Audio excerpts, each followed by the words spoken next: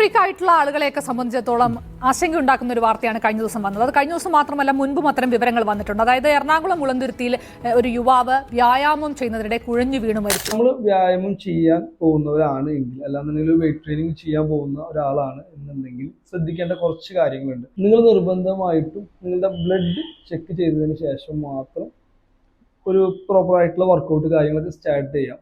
അപ്പോൾ നമ്മളുടെ ഒരു ടോട്ടൽ ബ്ലഡിന്റെ ഒരു മോണിറ്ററിങ് ചെയ്യുന്നത് നല്ലതാണ്. അതുപോലെ തന്നെ ഹൃദയ സംബന്ധമായിട്ടുള്ള എന്തെങ്കിലും ബുദ്ധിമുട്ടുള്ളവരാണ്, അല്ലെങ്കിൽ ഫാമിലി ഹിസ്റ്ററിയിലൊക്കെ ഹൃദയ സംബന്ധമായിട്ടുള്ള എന്തെങ്കിലും ബുദ്ധിമുട്ടുള്ളവരാണ് എങ്കിൽ TMT, ട്രെഡ്മിൽ ടെസ്റ്റ്, അതുപോലെ തന്നെ എക്കോ, ECG ഒക്കെ എടുത്ത് ഒരു ഡോക്ടറുടെ നിർദ്ദേശപ്രകാരം മാത്രം നിങ്ങൾ വർക്കൗട്ട് സ്റ്റാർട്ട് ചെയ്യുക.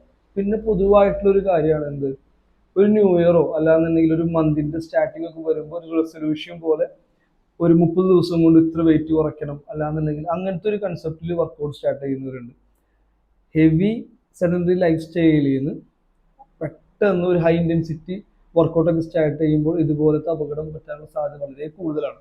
നിങ്ങൾ നിർബന്ധമായിട്ടും പ്രോപ്പർ വാമപ്പ് ചെയ്ത് നമ്മുടെ ശരീരത്തിന് ഒരു ഇൻഫർമേഷൻ നിങ്ങൾ കൊടുക്കണം. നിങ്ങളൊരു വർക്കൗട്ട് ചെയ്യാൻ പോവാണ്, നിങ്ങൾ റെഡി ആയിരിക്കും എന്നുള്ളൊരു ഇൻഫർമേഷൻ കൊടുത്തതിന് ശേഷം മാത്രം നിങ്ങൾ ഹൈ ഇൻറ്റൻസിറ്റി ആയിട്ടുള്ള കാര്യങ്ങളിലേക്ക് കടക്കുക. അതുപോലെ തന്നെ ഒരു വെൽ എഡ്യൂക്കേറ്റഡ് ആയിട്ടുള്ള പ്രോപ്പർ ക്വാളിഫൈഡ് ആയിട്ടുള്ള ഒരു ട്രെയിനറിന്റെ കീഴിൽ മാത്രം നിങ്ങൾ വർക്കൗട്ടും കാര്യങ്ങളൊക്കെ പ്ലാൻ ചെയ്യാം.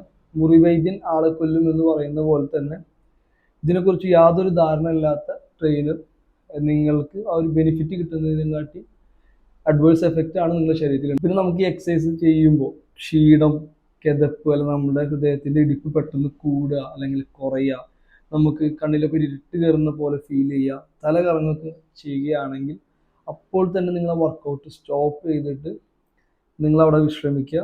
അതല്ലാതെ നോ പെയിൻ നോ ഗെയിൻ എന്ന് പറഞ്ഞിട്ടുള്ള മോട്ടിവേഷണൽ കോട്ടൊക്കെ കണ്ടിട്ട് നിങ്ങൾ ഈ ഒരു ഇതിനൊന്നും സൈനൊന്നും ബഹുമാനിക്കാതെ ചെയ്തു കഴിഞ്ഞാൽ നിങ്ങൾക്ക് ശരീരത്തിന് നല്ലതല്ല. അപ്പം നമ്മൾ ഈ വർക്കൗട്ടൊക്കെ ചെയ്യുമ്പോൾ നമ്മുടെ ശരീരത്തിൽ ഒരുപാട് ജലാംശം നഷ്ടപ്പെടും. അപ്പോൾ നമ്മുടെ ശരീരത്തിന് ആവശ്യമായിട്ടുള്ള വെള്ളം ലഭിക്കാൻ വേണ്ടി നമ്മൾ വർക്കൗട്ട് ചെയ്യുമ്പോൾ ഒരു ബോട്ടിൽ വെള്ളം കൊണ്ടുപോകുക, ഇടയ്ക്കിടയ്ക്കായിട്ട് അത് കുടിച്ചു കൊടുക്കുക.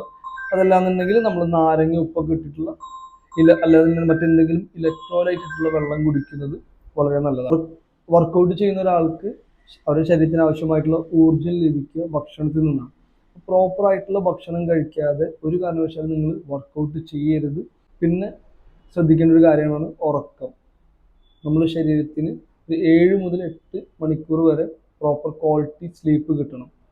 ഉറക്കം കുറവാണെന്നുണ്ടെങ്കിൽ നിങ്ങൾ ആ ദിവസം വർക്കൗട്ട് മാക്സിമം സ്കിപ്പ് ചെയ്യുന്നതാണ് നല്ലത്.